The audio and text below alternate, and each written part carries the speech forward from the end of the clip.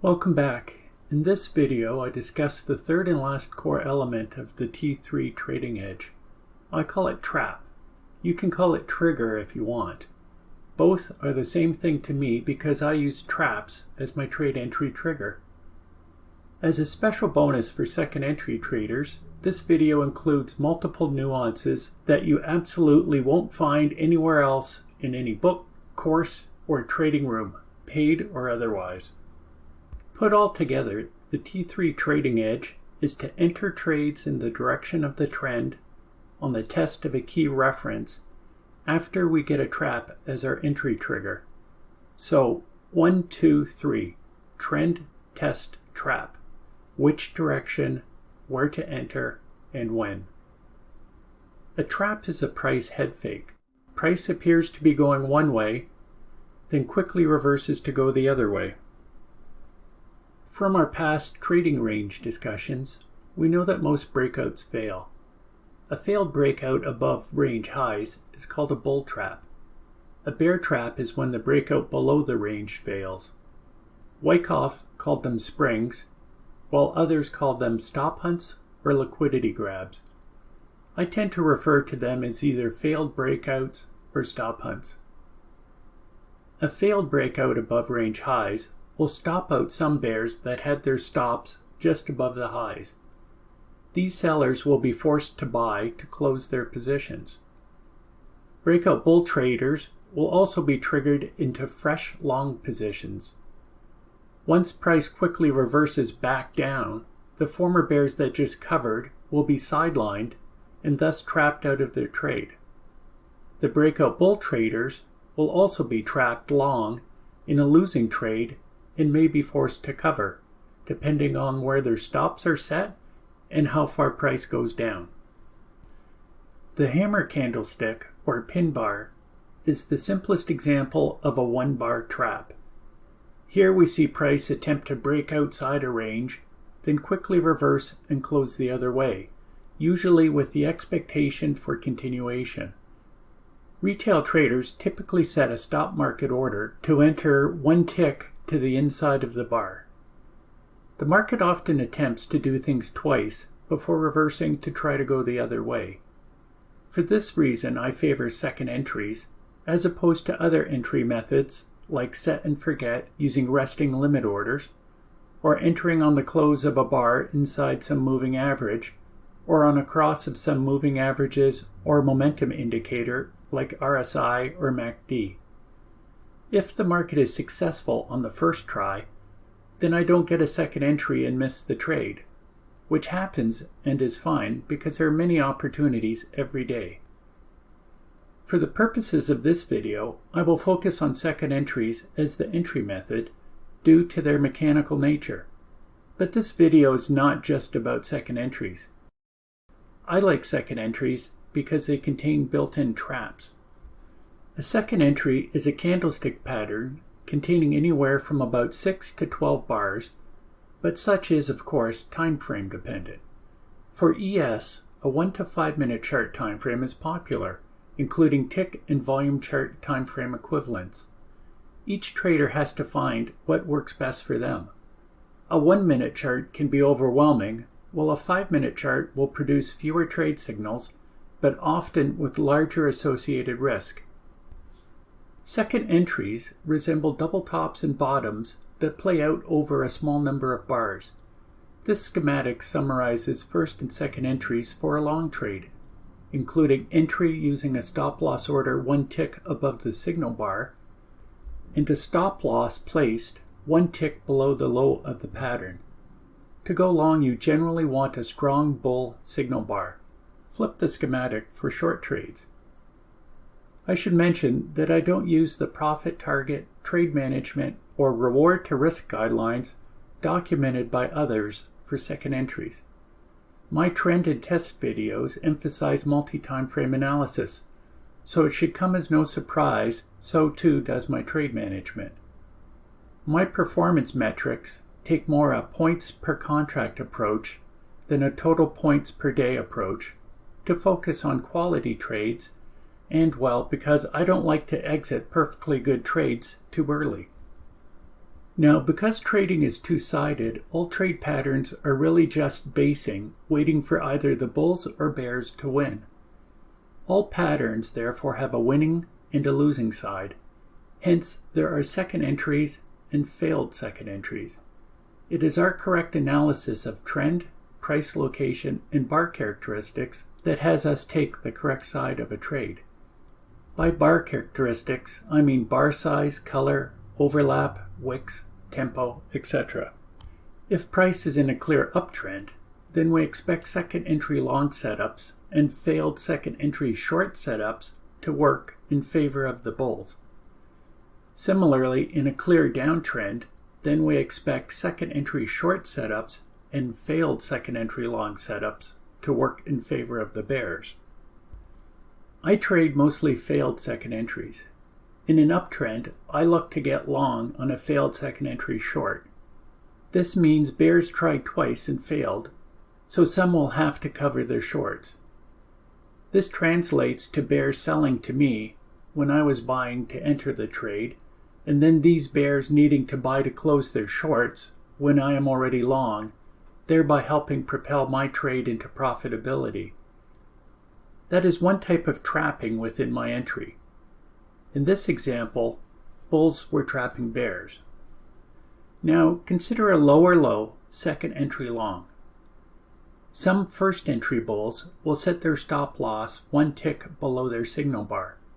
The lower low of the second entry signal bar will stop out those first entry bulls, trapping them out of the trade before turning right around and going their way. The same goes for a higher low second entry that gets back to the entry of the first entry bulls, some of whom would have moved their stop loss to break even too early. Under these two scenarios, we have second entry bulls trapping out first entry bulls. Put the three examples together, and you can have second entry bulls trapping out second entry bears and first entry bulls. Often enough, this will produce a very nice pop in price to profitability. Continuing to focus on long trades, let's now consider bar characteristics. Whether we are looking at trend reversal from downtrend to uptrend or uptrend continuation, I said already that I am looking for a failed second entry short to get long. This involves two pushes down, preferably with exhaustion down on the first push, followed by a weak second push down. It also involves two pushes up. The expression is to let the market show its hand. So I want to see something bullishly impulsive for the first push up, enough so to make me think it will hold a retest on the second push up. Put together for a long trade, I want the bars of the second entry pattern to show that the bears are exhausted and weakening and bullish interest with strength to go long. Next, add in other considerations. From the trend video, we talked about incorporating the break of market structure and a retest attempt of the extreme before reversing trade direction. From the test video, we talked about looking for the testing of key references as our location to enter trades. I also posted a video review of the 10 trading days between March 16th and the 29th, showing again and again the pattern of uptrend retracement back down to key references, then a failed second entry short entry from below a key reference to get long, followed later by a pullback from above back down to the key reference with a second entry long entry to get long. Put all together, trend, test, trap. Now that's trading from strength. One benefit of the second entry method is that it is a trend continuation method. Recall, at trend reversal, I want to see impulsive behavior to reverse direction, as well as a break of market structure. I might enter sometimes before trend reversal is confirmed, but at least I have two strong trend reversal indications in my favor. Before we get to a few examples, I should mention that I don't just take failed second entries for my trade entry. I don't want to unnecessarily complicate this video, however, so we'll stick to just second entries here. For other nuances, I try to avoid trade entry in the middle of the last swing, but instead try to limit long entries to the bottom third of the swing, and similarly short entries to the top third of the last swing. I also tend to see better results with a higher high, higher low failed second entry for a long, and a lower low, higher high failed second entry for a short. Sometimes price will tend to have more V bottom or V top, and will lack the typical trend reversal break of structure and retest of the extreme sequence in order for us to enter the trade. I will talk about how to enter for this scenario in the examples. Okay, so let's move on now to a few examples. I will pull examples from the series of charts that I use to brainstorm new ideas and also to check that my indicators continue to work as expected. I apologize that the charts appear a little noisy. I try to have all the indicator features turned on, plus I add what different retail methods are watching throughout the session. This makes for messy charts. Typical trading charts should not be this messy. A nice aspect of these messy charts is that it confirms over and over that those folks that state the market trades only one way using only one method are talking nonsense. Here is the chart for January 3rd, the first trading day of 2022. The day starts with a downtrend during the overnight session that tested the previous day high from below and failed to make a lower low with closes. That set up a failed second entry short on the backside of the downtrend line and above the open for a long trade. Above it was a failed second entry short for long continuation above the previous day high and the VPOC for the month of November, which was a balancing month. I consider the first long trade to be weak because there was no preceding clear break of trend and the entry long was below the key reference. The continuation long had better location, but both should have just been considered scalps in the retracement leg up of a downtrend. This was followed by a failed second entry long short entry with a favorable close below the previous day high, though I passed because the signal bar was too big for me. I noted 4 pushes up that failed, which on a lower time frame chart likely resembled a failed bull flag.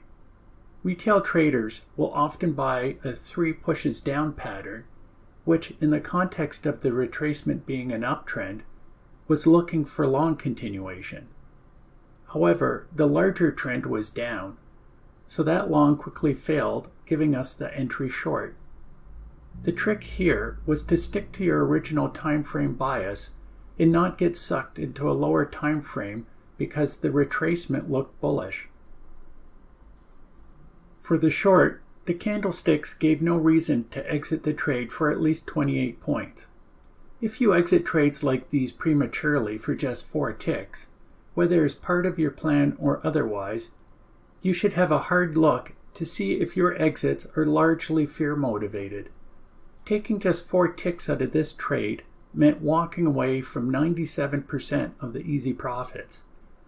The only challenge was managing one's fear.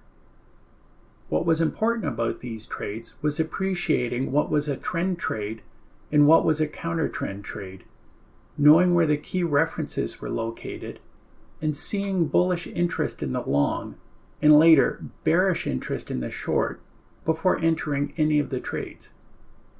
For the short trade, it was also much more than just counting to 2, but recognizing the counter-trend failed bull flag would trap some bulls and force them to cover, plus make the stop bulls reluctant to jump right back into the market. On the way down, price sliced through the overnight low, previous day open, and previous day close key references without pausing. When you see this happen, anticipate a retest when price revisits the area as we later see here, here, and here. Price did not pause to test the previous day low here. I tend not to like lower high failed second entry shorts in general, but here we have a precise touch at the first low, followed by a lower low, then the lower high that has us enter short below the reference. The lower low maintains bearish structure and offers the second entry longs better entry price than the first entry longs, which Al Brooks cautions is a red flag to trap bulls. For second entries to enjoy higher probability trades, we have to expect to pay up a bit and thus get a less favorable entry price than the first entries do. The short ended and price reversed sharply at the previous overnight low on a pair of pin bars. That's an aggressive long, but you can still see within the pin bars the two attempts to continue lower that failed. Here now on the V bottom, you can set your next expectation by anticipating that price will likely try to retest the lows later in the session before attempting to make a second leg higher. Next, we see the strong impulsive move up off the lows straight up through the previous day low to test the previous day close. Note, price broke above the structure of the downtrend. Now we anticipate some form of pullback to test and hold the previous day low if price is to continue higher. Given the break of structure and the strong impulse, we anticipate the second entry will hold the previous day low for a second leg higher. Here we see a lower low second entry long, which serves to first stop out some first entry longs and later the bears that entered on the failed two pushes down. From there, price chopped sideways a bit, caught between the cluster of three key references plus halfback. Holding above the developing VPOC in previous day low, eventually broke the sideways action. It was those minor breaks below prior bar lows that got me keen to re-enter long, provided we got a good bullish signal bar, which happened here. Again, it's the nuance of building volume above the key reference and these minor fake-outs that really matter to being confident in taking the trade.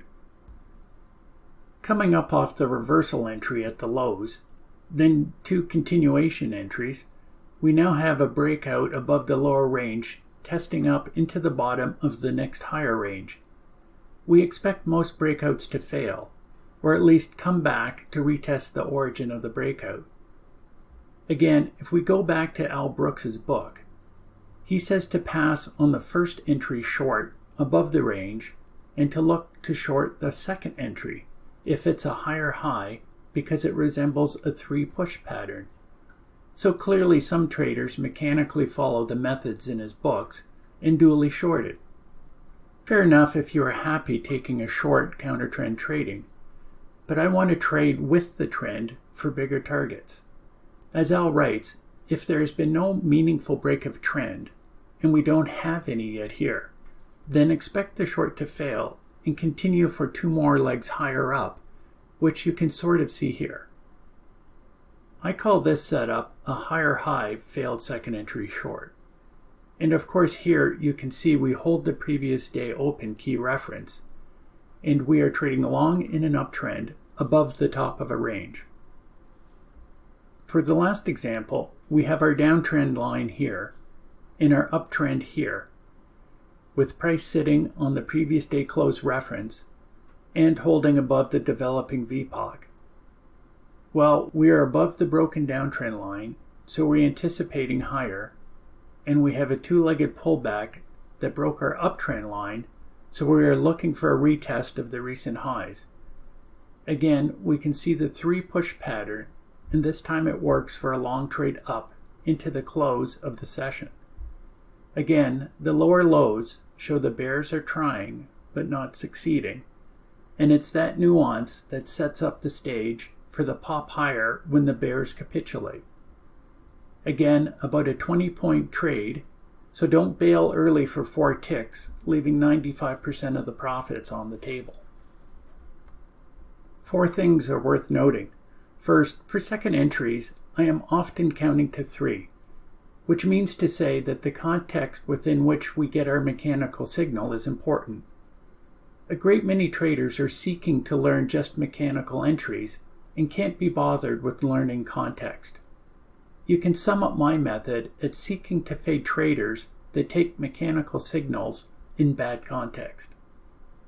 The other thing to note is that the reversals at either extreme did not follow the typical trend break followed by a retest of the extreme. So if you waited for those, you got no entry short until here and no entry long until here. The third thing to note is that the majority of my entries are references from the higher time frame charts, mostly the daily, then the weekly, and lastly the monthly, plus the overnight highs and lows. I don't need to be watching every bar wondering about entry or trade direction.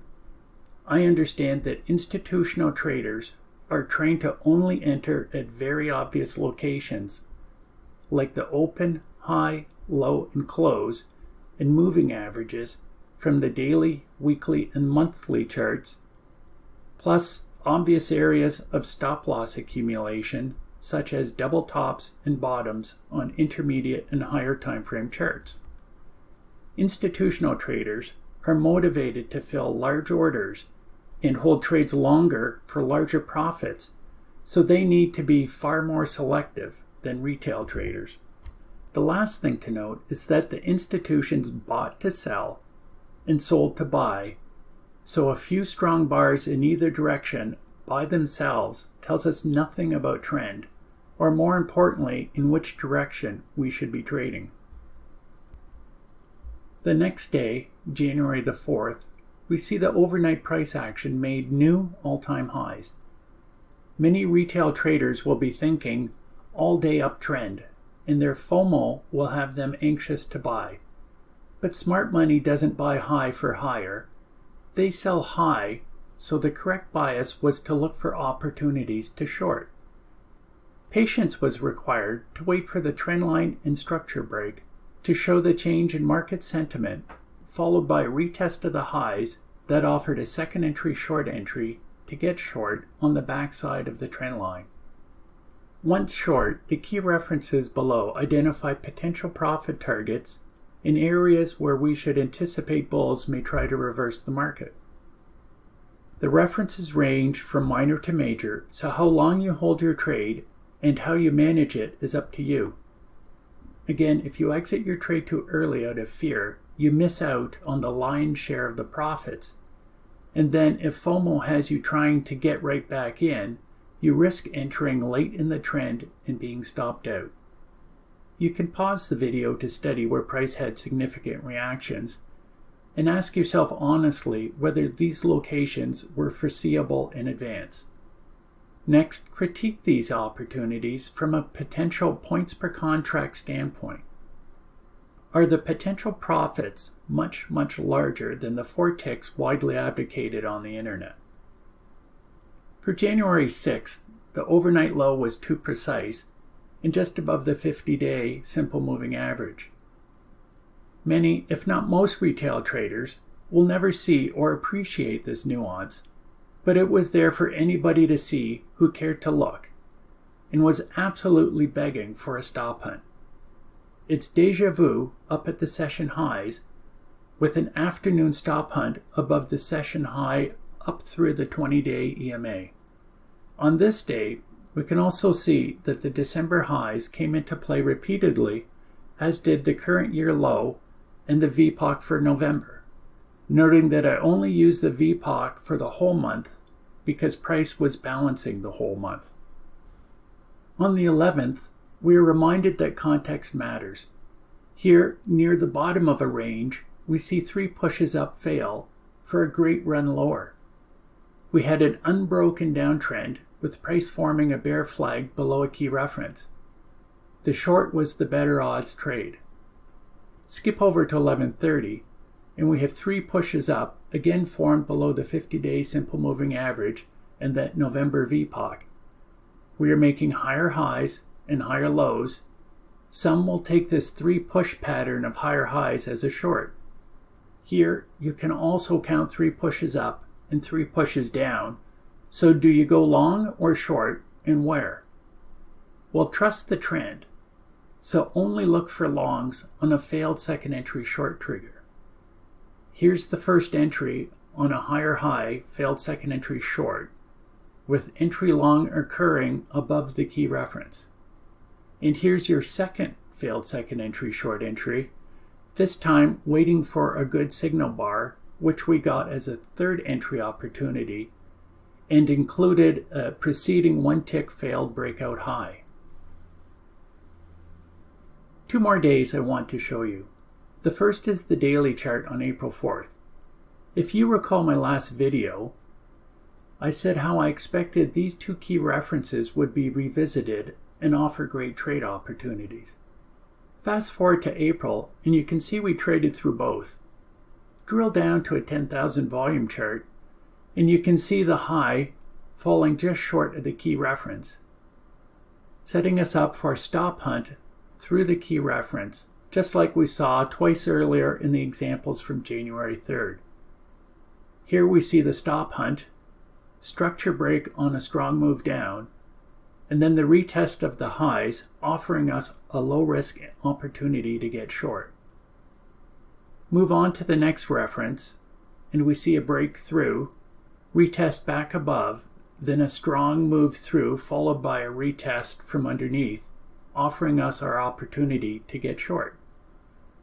If you limit your assessment of market context only to the lower time frames, then you likely missed all of this.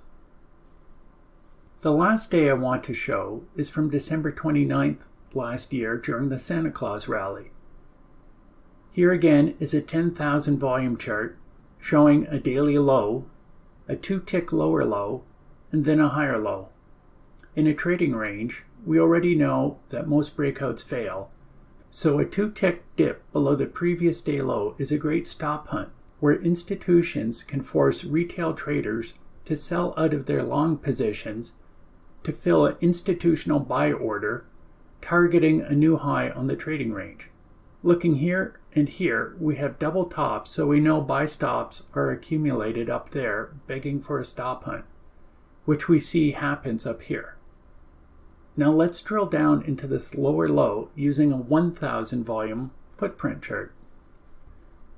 Here's the previous day low key reference, and here is the 2-tick lower low. You can count the rectangles to see 9,000 contracts transacted as the low is put in. Focusing on the darker red boxes, this 701 means either sell market orders or buy limit orders, we don't know which. To me, an institution sold at market here to push price down to their resting buy limit order where they bought. So they likely sold something like 500 contracts at market, then bought 2,000 to 3,000 contracts with a buy limit order. Not shown here, the higher low later that day came back exactly to here, where that institution likely bought back the 500 contracts to close their initial sell position. This example clearly shows how large traders are entering at great locations that are visually obvious on the charts. As retail traders, our job is to be looking for these obvious locations. The example also serves to prove that when a trend low is put in, price doesn't have to come back and make a lower low, because here a higher low was sufficient for that institution to close out the losing portion of their position. To summarize this video, the T3 trading edge combines 3 separate trading edges into one that has us trade with and in the direction of the dominant market participants. We enter trades in the direction of the trend, be it trend continuation or trend reversal, on the test of a key reference after we get a trap to trigger our trade entry. 1, 2, 3, trend, test, trap. Trend and test give us market context from the intermediate and higher time frames. Trap is seen on the lower trade entry time frame and has us enter when those traders that enter using mechanical entries without consideration of market context are proven backwards to the dominant market participants. Trap is our way to let the market show its hand first before we enter our trade, so that we trade objectively without guesswork or letting our emotional biases control our actions. Institutions buy to sell and sell to buy, which by design is a trapping mechanism, because to fill large orders, institutions need to shake many smaller traders out of their positions. Second entries are minor consolidation patterns that involve trapping out weak traders from one side of the market, and often some from both sides. As a result of forcing these traders out of their positions, price will sometimes pop a few ticks or points. Particular to second entries, every setup has a winning and a losing side. It is how well you read market context that informs you which side has the better odds of winning. Market context includes trend, test, and other long-standing price action reading aspects, like price location within a swing or range, and the characteristics of the most recent bars that printed. So it's not just about counting to 2 and taking a mechanical signal, because we are trading against the best of the best, not 2-year-olds. A benefit of second entries is that it is a trade continuation method, so trade direction is built right into the setup. In an uptrend, we expect second entry longs to win and second entry shorts to fail, giving you 2 ways to get long. My eye favors seeing failed second entries, so I tend to stick to those. For entries, I tend to wait for a strong signal bar, a strong bull bar to get long, or a strong bear bar to get short. Sometimes you have to wait a few extra bars to get one, and sometimes you don't get one at all, and you end up missing the trade, but that's fine. More trades will come along. From the examples focusing on second entries, you will see many of the examples counted to 3. We see 3 in wedges, flags, tops, and bottoms. Often the first push sets a reference point from which traders then look for 2 more pushes, giving us a total count of 3. I suggest second entry traders expand their arsenal to include counts to 3. Beyond mechanical aspects, you will see I suggest that traders examine their profit target and trade management rules. Many retail trading methods condition traders to be so afraid of being in the market that the number one goal of being in the market is to get out as soon as possible, and not to let trades run their natural course. Look back at your trades, and those highlighted on the internet, and ask, how many 4-tick winners were taken at the range extremes after extended runs just before the market reversed strongly?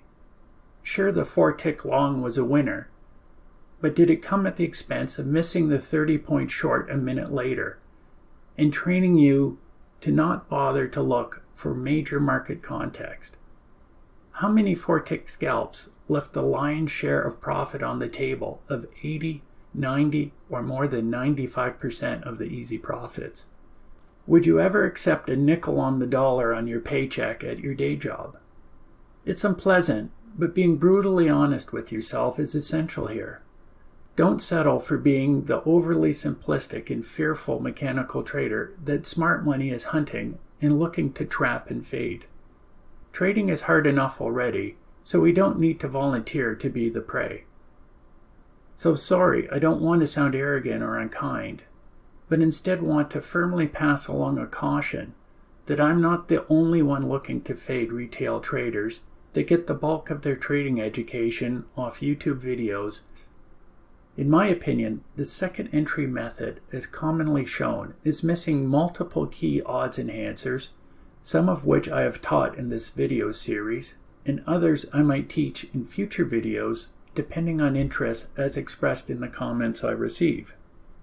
With that said, this concludes the course for how to combine the 3 core elements of trend, test, and trap into the T3 trading edge so that you may trade from strength. I hope you have benefited from the course and see your trading improve greatly as a result. Thanks for watching, and I hope to see you in future videos.